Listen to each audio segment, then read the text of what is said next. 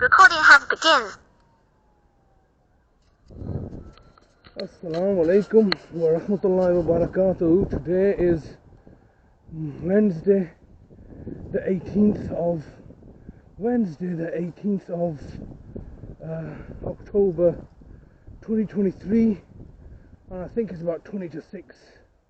Bit of a cold day today, cold and windy, and today it's been 71 days since I last saw my brother, who was kidnapped from my care on the 8th of August 2023, 71 days ago. I have no idea where he is, and I've got restrictions in place preventing me from seeing him or knowing anything about him by the local authority. Anyway, this is my house, 20 Primary Way, and we're going to sit down, we're going to have a bit of a chat, considering what happened yesterday. There was a court hearing that got adjourned at the last minute under unusual circumstances, should I say. And we are here today, now on the 18th of October, and I have no idea where my brother is, and I believe the authorities have this time colluded all together to kidnap him. And this is just like a Groundhog Day, returning a nightmare that continues to repeat itself. This is the exact same situation in exactly the same month 5 years ago in 2018, where my brother was initially kidnapped. I mean, I think what I want to discuss today is just a pivotal date, not of the 8th of August, which was when my brother was last abducted 71 days ago. What I want to discuss is let me just see this. Just 1 second.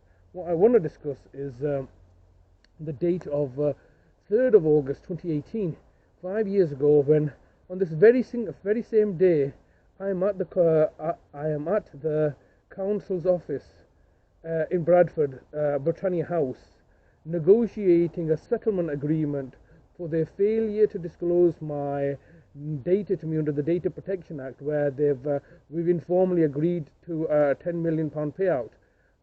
Although that might sound ridiculous, and I did when I was trying to explain it to my local MP, because at this very date, on the 3rd of August, which is 2018, which is a very pivotal date, I had an appointment with my MP Imran Hussain at his office. On this very same day, I was in Britannia House negotiating a settlement for their failure to comply with my Data Protection Act, and had charged me £70 unlawfully when they was not necessary to do so. And I had rang up the MP's office and told them to cancel my appointment. And then that very same afternoon, at around about 5:30, my brother was kidnapped by Nadia Khan, who came down with Sanjeev Singh and Dr. Sami and Dr. Nasser and a translator and the police. Now, how did they all come down like this unannounced without telling me? And they come with the police, and I told them, why have you come with the police? And they gave it, we've come down to stop the breach of the peace. So you know that you're coming down, you've already hired an interpreter with the clear intention to take my brother, and then everything else is just a facade, just going through the steps to say that, no, we feel it was justified to take your brother. Well, you've come with the two doctors. Already you know that in order to section my brother, you do need two doctors as a law state. So you come down with the two doctors. You've already taken the steps to bring a translator along. I'm at your office trying to get you to come to an agreement with me. And what do you do instead? You come down and you abduct my brother, then under false pretenses that he lacks capacity to consent to him being sectioned.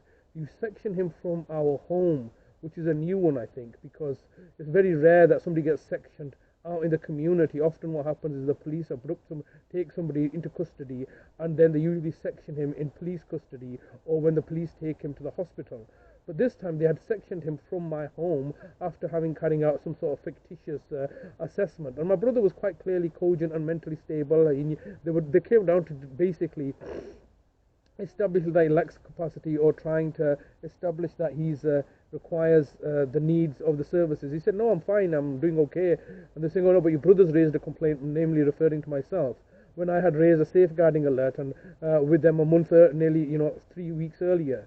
So they used the pretext of me raising a safeguarding alert to justify them coming down after I had made an agreement with them that very same day that they're going to be giving me, they are going to, agreed with a settlement of £10 million. No, sorry, yeah, £10 million. I'd confirmed that with the MP's office. Soon as these things have been confirmed, they've come down very suddenly, straight away with the police, under some pretext and kidnapped my brother. And so it's a very pivotal moment that today it was not on the 3rd of August was the day when he was first kidnapped, and then they instigated court proceedings to have me removed as nearest relative.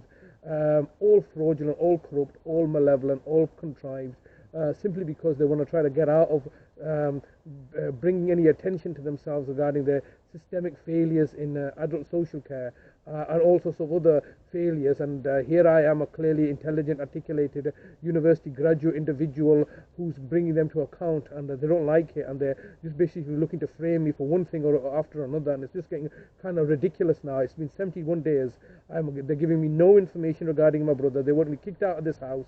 They want me kicked out of this city. They want to silence me, and if they don't silence me, they're just going to end my life. I think I should just leave it there. I don't want to dwell on it too much. I just don't want to dwell on it too much. It's just the same time, isn't it? About 8-10 minutes, just contemplating or going over what happened on the 3rd of August when my brother was initially kidnapped. Subsequently, I told the police that look, he was kidnapped. They then all just whitewash it all and say, no, he wasn't. They were acting in his best interest. How is that in his best interest when they had captured him, deprived him of his liberty, and taken away all his freedoms and rights?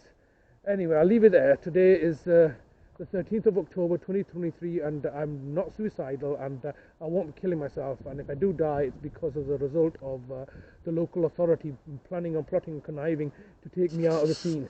So let's just finish it there.